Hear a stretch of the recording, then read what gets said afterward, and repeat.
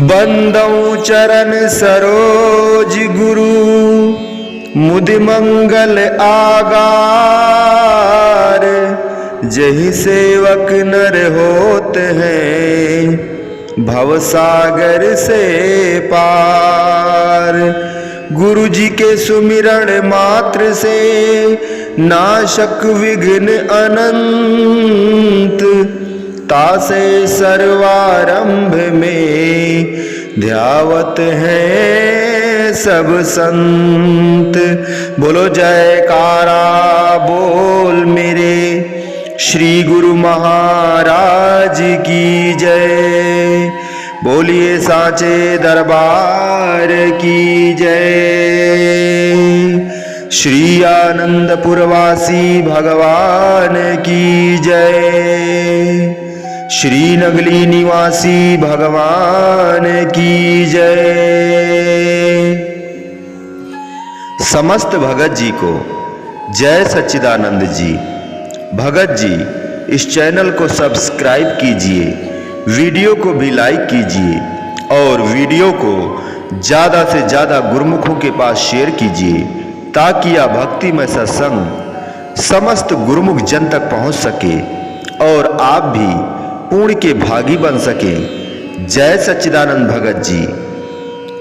गीता में भगवान श्री कृष्ण चंद्र जी कहते हैं कि हे अर्जुन, इन आंखों से तू मेरा स्वरूप नहीं देख सकता। यदि वास्तविक स्वरूप को देखना चाहता है तो अंतर्दृष्टि से मेरे स्वरूप को देख। परमात्मा के दो स्वरूप हैं, निराकार और साकार। निराकार की ज्योति का दर्शन करने के लिए साकार सद्गुरु का ध्यान करना बहुत जरूरी है, क्योंकि जब तक किसी वस्तु का आकार, रूप और रंग ही विदित नहीं, तब तक हम उसे कैसे देख सकते हैं। जैसे मानव के स्थूल शरीर में सूक्ष्म आत्मा का निवास है, परंतु इन स्थूल आंखों से आत्मा के दर्शन नहीं कर सकते, फिर भी आत्म दर्शन के लिए इन्हीं स्थूल आंखों से विवेक की सूक्ष्म आंख खोल सकते हैं। बाहरी जगत का प्रतिबिंब अंतर मानस पर भी पड़ता है। परमात्मा निराकार अर्थात सूक्ष्म सत्ता के साकार सद्गुरु रूप में अर्थात स्थूल देह को इसीलिए ही धारण करते हैं कि इस स्थूल रूप की ज्योति के ध्यान से सूक्ष्म ज्योति को भी देखा जा सके। जब सद्गुरु के स्थूल रूप की पावन ज्योति हृदय में जग जाती है तो परमात्मा की ज्योति के भी दर्शन हो जाते हैं। परम संत श्री कबीर साहब जी फरमाते हैं कि मूल ध्यान गुरु रूप है, मूल पूजा गुरु पाओ। मूल नाम गुरु वचन है, मूल सत्य सत भाव। अर्थात यदि परमात्मा की ज्योति को देखने की अभिलाषा है तो सद्गुरु का ध्यान ही मूल मंत्र है। उपासना के लिए सद्गुरु के चरणों की सेवा मूल मंत्र है। नाम जपने के लिए सद्गुरु के श्री वचनों के अनुसार अपना जीवन बनाना ही मूल मंत्र जाप है। और सच्चाई एवं विश्वास से सब काम करना ही परमात्मा को पाने का मूल मंत्र है। मनुष्य में यह विशेषता है कि जिस ओर भी वह अपना ध्यान केंद्रित कर ले, वही कुछ स्वप्न अवस्था में अथवा जागृत अवस्था में आकार के रूप में आंखों के सम्मुख घूमते हुए दिखाई देते हैं। जब संपूर्ण ध्यान केंद्रित कर ले तो वही आकार वास्तविक रूप में स्पष्ट दिखाई देने आरंभ हो जाते हैं। यहां तक कि कई बार तो एक रूपता की स्थिति भी बन जाती है। अब विशेष ध्यान देने योग्य बात यह है कि मनुष्य को अपना ध्यान किस ओर केंद्रित करना चाहिए। मनुष्य का वास्तविक उद्देश्य क्या है? मनुष्य का वास्तविक उद्देश्य तो मालिक की प्राप्ति करना है, जिसका स्वयं यह अंश है, उसी अंशी में एक रूप हो जाना ही इसकी मंजिल है। अभिप्राय यह हुआ कि अपनी मंजिल पर पहुंचने के लिए अपने ध्यान को भी लक्ष्य पर केंद्रित करना पड़ेगा, तभी लक्ष्य की प्राप्ति होगी। लक्ष्य कैसे मिलेगा? यह स्थूल चक्षु जब अपने ध्यान की समस्त धारा श्री सद्गुरुदेव जी के ध्यान में केंद्रित कर देंगे तो यही स्थूल रूप में श्री सद्गुरुदेव महाराज जी की श्री छवि सूक्ष्म रूप परमात्मा अथवा आत्म ज्योति के दर्शन करा देगी। श्री गुरु रामदास जी महाराज जी फरमाते हैं कि गुरु जेवड़ दाता मैं औरो न कोई राम, हरिदानो दोनों हरि परखु निरंजन सोई राम। सद्गुरु से बढ़कर और कोई नहीं है, वही परमात्मा का मिलाप कराते हैं। वह स्वयं ही हरि है, वह अलख अगम तथा अगोचर है। यदि परमात्मा के मिलाप की अभिलाषा है तो सद्गुरु की शरण में जाकर उनके श्री वचना अनुसार जीवन बनाकर श्री छवि का ध्यान करते हुए ही उस दिव्य ज्योति निराकार स्वरूप के दर्शन होंगे। यही वास्तविक मंजिल है जिसे पाना मानव का ध्येय है। जिस प्रकार शिक्षा प्राप्त करने के लिए शिक्षक की आवश्यकता होती है, इसी तरह रूहानी ज्ञान के लिए गुरु की नितांत आवश्यकता होती है। रूहानी पढ़ाई के लिए दृढ़ निश्चय और तीव्र इच्छा होनी चाहिए, क्योंकि आंतरिक ज्ञान प्राप्त करना कठिन है। इसमें जीव की अपनी बुद्धि का काम नहीं। वेद शास्त्र अरु भागवत गीता पढ़े जो कोय, तीन काल संतुष्ट मन बिन गुरु कृपा न होए। इस आध्यात्मिक विद्या के सम्मुख बुद्धि बल चतुराई सब तुच्छ हैं। यह परा विद्या का प्रशिक्षण है, जिसका ज्ञान समय के पूर्ण गुरु के बिना समझ सकना अत्यंत कठिन है। जैसे पुस्तकीय ज्ञान को प्राप्त करने के लिए शिक्षक की आवश्यकता होती है, क्योंकि जो कुछ लिखा हुआ है उसे समझ सकना मुश्किल है। ऐसे कई गुप्त रहस्य होते हैं जिनका ज्ञान केवल शिक्षक को ही होता है।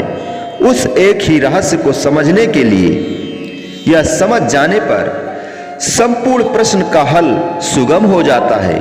इसी प्रकार आध्यात्मिक ज्ञान की कुंजी पूर्ण गुरु के पास है। गुरु का वचन मानने से ध्यान आएगा। जब ध्यान आएगा तो आंतरिक विद्या की कुंजी हाथ आ जाएगी। परम संत श्री कबीर साहब जी फरमाते हैं, चल सतगुरु की हाट ज्ञान बुद्धि लाइए, कीचे साहब से हेत परम पद पाइए। सतगुरु सब कुछ दीन देत कछु न रहो, हमें अभागिन नारे सुख तजे दुख लहो। अर्थात आध्यात्मिक ज्ञान सद्गुरु के द्वारा ही मिल सकेगा। गुरु से नेह लगाकर परम पद की प्राप्ति होती है। शिष्य जब सद्गुरु के अर्पण तन मन धन कर देता है तो सद्गुरु भी उसको समस्त संपदाएं प्रदान कर देते हैं। परंतु जिन्होंने सुरत का संबंध सद्गुरु के ध्यान से नहीं जोड़ा, वे सुख प्राप्त करने के स्थान पर दुख उठाते हैं। सोचने का विषय है कि अलौकिक शिक्षा को ग्रहण करने के लिए कितनी कठिनाइयों का सामना करना पड़ता है। नित्य नियम से पाठशाला में जाना, अध्यापक के आदेशानुसार जीवन बनाना, विद्या प्राप्ति के लिए सुख आराम को न्यौछावर करना पड़ता है, तब कहीं वह अलौकिक शिक्षा को ग्रहण करने का अधिकारी बनता है। फिर आध्यात्मिक शिक्षा के लिए यदि किसी कठिनाई का सामना करना पड़े तो कौन सी बड़ी बात है। इस विद्या को प्राप्त करने के लिए तीव्र अभिलाषा, दृढ़ संकल्प की नितांत आवश्यकता है, क्योंकि सत रज तम गुणों से युक्त इस संसार में हर ओर माया का पसारा है। इसमें विचरण करते हुए जीव की बुद्धि मलिन हो चुकी है। जब तक सद्गुरु की कृपा न होगी तब तक बुद्धि के मलिन आवरण उतर नहीं सकते। कितनी ही कुशाग्र बुद्धि क्यों ना हो, परंतु परा विद्या को समझने में असमर्थ है। कितने ही साधन ना कर लो, फिर भी सद्गुरु की शरण में जाए बिना इस विद्या को प्राप्त कर सकने में सफलता नहीं मिल सकती। परंतु श्री कबीर साहब जी फरमाते हैं, केतिक पड़ गुण पचमुआ जोग जग तप लाए, बिन सतगुरु पावे नहीं कोटिन करे उपाय। कितने भी वेद शास्त्र पढ़ लो, योग यज्ञ जप तप संयम साधन कर लो, परंतु सद्गुरु के बिना इस रूहानी विद्या को समझ सकना कठिन है। आध्यात्मिक आनंद, मानसिक शांति तथा आध्यात्मिक विद्या को ग्रहण करने वाले जिज्ञासु को श्रद्धा, विश्वास और प्रेम युक्त होकर सद्गुरु की शरण में जाना अत्यंत आवश्यक है। सद्गुरु की कृपा ही सर्वोपरि है। संत सुंदर दास जी कहते हैं कि परमात्म और आत्मा उपजाया अविवेक, सुंदर भ्रमते दोए थे सतगुरु किए एक। मनुष्य की बुद्धि पर यह पर्दा आया हुआ है कि आत्मा और परमात्मा दोनों अलग अलग हैं। संत सुंदर दास जी कहते हैं कि सद्गुरु की कृपा ने इस भ्रम को दूर कर दिया और यह दर्शा दिया कि आत्मा और परमात्मा एक है। आत्मा परमात्मा का ही अंश है। वेदों तथा शास्त्रों में भी सद्गुरु की महिमा को नेत नेत उचारा गया है और आध्यात्मिक विद्या की खान कहा गया है। सद्गुरु परा विद्या के स्वामी हैं। यदि इस ज्ञान की जरूरत है तो आध्यात्मिक पाठशाला में आकर आंतरिक कपाट खोलने का ढंग सीखो और आत्मिक आनंद प्राप्त करो, क्योंकि यह मन सभी विकारों और इंद्रियों का सेनापति है। काम, क्रोध, लोभ, मोह, अहंकार, तृष्णा, ईर्ष्या व 5 ज्ञानेंद्रियां तथा 5 कामेंद्रियां, ये सब मन की सेना है। लेकिन इन सब में से आंख ज्ञानेंद्रिय का मन के साथ घनिष्ठ संबंध है। यह मन की वजीर है। आंख प्रत्येक काम में मन की सहायक है। इसी आंख से ही मन के अंदर हर प्रकार के ख्याल जमा होते हैं। आंख जिस वस्तु को देखती है, मन उसी वस्तु में लगता है। मन में जो चित्र या विषय वासनाओं के संस्कार भरे हैं, उन सब का अधिकांश कारण आंख ही है। जैसे मन में बुरे विचार आंख के द्वारा प्रविष्ट होते हुए हैं, वैसे ही अच्छे विचार भी आंख के मार्ग से प्रवेश करेंगे। अच्छे विचारों के मन में आ जाने पर गंदे और मलिन विचार स्वयं कम हो जाएंगे। अच्छे ख्याल है सद्गुरु का ध्यान। आंखों को सद्गुरु के ध्यान में लगाने से अंदर की आंख, जिसे शिव नेत्र दिव्य चक्षु कहते हैं, खुलता है। शिव नेत्र खुलने से मन, जिसका स्वभाव कौवे की भांति गंदगी विषय वासनाएं खाने का है, वह हंस की भांति मोती चुगने लगता है। भजन अभ्यास रूपी मोती ग्रहण करता है। अतः मन का स्वभाव बदलने के लिए सद्गुरु के ध्यान तथा तसव्वुर की अति आवश्यकता है। इसके अतिरिक्त मन का लगाव जिस वस्तु के साथ हो, उस वस्तु को सद्गुरु के अर्पण कर देना चाहिए, ताकि मन संसार की वस्तुओं से हटकर सद्गुरु के ध्यान में लग जाए। सद्गुरु का ध्यान आने से मन में विषय वासनाओं के संस्कार दूर हो जाएंगे और सद्गुरु का ध्यान अंकित हो जाएगा। सद्गुरु का ध्यान ही परमात्मा की वह दिव्य ज्योति है जिसके सम्मुख बाहरी जगत की सब ज्योतियां तुच्छ हैं। इसी दिव्य ज्योति का दर्शन करने के लिए ही योगी योग साधन तपीश्वर तप और ऋषि मुनि यज्ञ तप किया करते हैं। साधक आंखें मूंद कर प्रभु का ध्यान करते हैं और कितने कितने वर्षों तक समाधिस्थ रहते हैं। सद्गुरु इस युक्ति को सरल ढंग से बताते हैं कि संसार में रहते हुए इन्हीं स्थूल आंखों से ध्यान करने पर सूक्ष्म स्वरूप तक पहुंचा जा सकता है। हमारे हुजूर सद्गुरु दाता दीनदयाल जी ने फरमाया कि जन्म जन्मों के संचित कर्मों का परिणाम ही मन है। जिस तरह के कर्म किए गए हैं उसी तरह मन की हालत बन गई है। यदि संचित कर्म बुरे हैं तो मन भी उसी के अनुसार मैला तथा गंदगी से भरा हुआ है। यदि हम चाहें कि इस मलिन मन से रूहानियत के भेदों को यानी कि जो गूढ़ से गूढ़ और गुप्त है जान सकें तो यह बिल्कुल असंभव है, क्योंकि मन तो विषय विकारों की गंदगी से भरा हुआ है। मन रूहानियत के गुप्त भेदों को नहीं समझ सकता। इसलिए यह जरूरी है कि मन को निर्मल करने का उपाय सोचा जाए। मन की मलिनता को दूर करने का तरीका यह है कि पूर्ण सत्पुरुषों की संगति प्राप्त की जाए। पूर्ण संत सद्गुरु की सेवा और नाम की कमाई से ही मन में भरे हुए विषय वासनाओं के ख्यालों को दूर किया जा सकता है। इसीलिए इस मन को सद्गुरु की सेवा में लगाओ और शरीर से निष्काम कर्म करो। मनुष्य जन्म में किए हुए निष्काम कर्म पहले के किए हुए सकाम कर्मों को मूल सहित समाप्त कर देंगे तथा मनुष्य के अंदर जो संचित कर्म भरे हुए हैं सब धीरे धीरे दग्ध हो जाएंगे। जब मन निर्मल और पवित्र हो जाएगा तब रूहानी भेद आसानी से समझ में आ सकेगा। जिस प्रकार मैले कपड़े पर रंग नहीं चढ़ सकता, इसी प्रकार मैले मन पर भी भक्ति का रंग नहीं चढ़ सकता।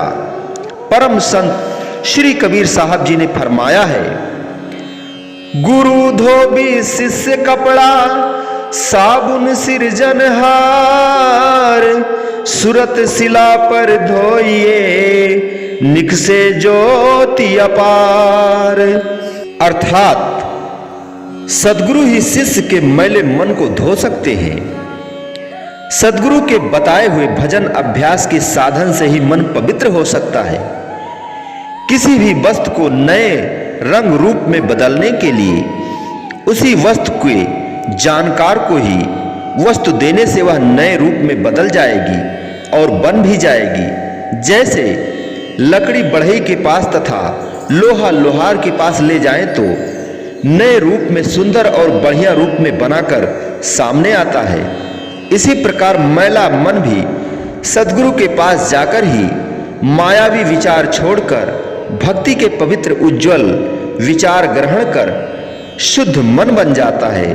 क्योंकि संत सद्गुरु निष्काम कर्म कराते हैं जिससे संचित बुरे कर्म भी दग्ध हो जाते हैं और मन में सद्विचार आने लगते हैं। अतएव मन की परिशुद्धि के लिए संत सत्पुरुषों की संगति में जाना आवश्यक है, जिससे मन शुद्ध होकर निष्काम कर्म करने में तत्पर हो जाए। साधारणतया मन की हालत 3 प्रकार की कही गई है। जैसे किसी बीमार की बीमारी का पता योग डॉक्टर ही लगा सकते हैं, इसी तरह मन की हालत का पता समय के संत सद्गुरु ही लगा सकते हैं। क्योंकि मन की अवस्था को समझ सकना प्रत्येक प्राणी का काम नहीं। मन 3 प्रकार से इस तरह है: मुर्दा मन, बीमार मन और स्वस्थ मन। अब मुर्दा मन की पहचान क्या है? मुर्दा मन उन लोगों का है जो दिन रात पेट के धंधों में लगे हुए हैं और मालिक का भजन नहीं करते। जैसे मुर्दे से कोई काम नहीं हो सकता, अपितु दुर्गंध ही फैलती है। इसी तरह से जो जीव मालिक का भजन नहीं करते, उनके विचारों से विषय वासनाओं की दुर्गंध आती है। मालिक का भजन ही जीवन है। मालिक का भजन ही मन को नई जिंदगी व रोशनी प्रदान करता है। सृष्टि में जितने भी दर्शन, शास्त्र, पुराण आदि ग्रंथ ऋषि मुनियों ने लिखे हैं, उन्होंने योगाभ्यास की कमाई की थी। मालिक के भजन से ही उनके विचारों में जागृति आई। वही सर्वसाधारण संसारी जीवों को सन्मार्ग दिखा पाए हैं। इस मन की अवस्था को ठीक करने के लिए, मन को जीवन देने के लिए भजन अभ्यास करना बहुत आवश्यक है, जिसका साधन सद्गुरु से ही जीव को मिल सकता है। और दूसरा है बीमार मन। बीमार मन का पहचान यह है कि बीमार मन उन जीवों का है जो जानते तो हैं कि भजन अभ्यास करना अच्छा है, मगर आलस्य के कारण भजन अभ्यास नहीं कर सकते। जैसे कोई बीमार मनुष्य डॉक्टर से दवाई तो ले आता है, परंतु डॉक्टर के आदेशानुसार दवाई प्रयोग में नहीं लाता और न ही परहेज करता है। कभी कभी अधिक अस्वस्थ होने पर दवाई खा ली और परहेज कर लिया। इसी तरह से वह लोग भी जब मन बहुत अशांत होता है तो भजन अभ्यास कर लेते हैं। उनकी हालत वैसे तो न करने वालों से बहुत अच्छी है, परंतु ऐसे लोगों को अधिक भजन करने की आवश्यकता है। तभी मन के तीनों ताप, आदि व्याधि उपाधि दूर होंगे। बिना भजन के और कितने ही उपाय यह जीव अपने ख्यालों से करता रहे, परंतु मन के ताप दूर नहीं हो सकते। समय के संत सद्गुरु के बताए हुए भजन तरीके से भजन अभ्यास व वैराग्य विषय विकारों से मन को रोकना से मन के रोग को दूर करें। भजन अभ्यास मन की औषधि है और वैराग्य मन का परहेज है। बीमारी दूर करने के लिए दवाई व परहेज दोनों की जरूरत है। सद्गुरु से ही जीव को भजन अभ्यास व वैराग्य के उपायों का ज्ञान प्राप्त हो सकता है। अब तीसरा है स्वस्थ मन। यानी मन तीन प्रकार के हैं, तो तीसरा अवस्था जो है स्वस्थ मन का है। स्वस्थ मन उनका है जो सदा सावधान रहते हैं, जिनके दिल में हर समय परमात्मा का भय है और जो हर समय अपने मन को भजन अभ्यास में लगाए रहते हैं तथा विषय विकारों की खटाई को, काम, क्रोध, लोभ, मोह, अहंकार आदि से मन को सदा बचाए रखते हैं। जैसे स्वास्थ्य के लिए शुद्ध पवन, स्वच्छ जल, सात्विक भोजन आवश्यक है, इसी तरह से मन को स्वस्थ रखने के लिए कर्म, उपासना और योग ज्ञान की चीजें जरूरी हैं। इनका पूरा भेद समय के संत सद्गुरु ही बता सकते हैं। बोलो जयकारा बोल मेरे श्री गुरु महाराज की जय। बोलिए साचे दरबार की जय। श्री आनंदपुरवासी भगवान की जय। श्री नगली निवासी भगवान की जय। जय सच्चिदानंद भगत जी।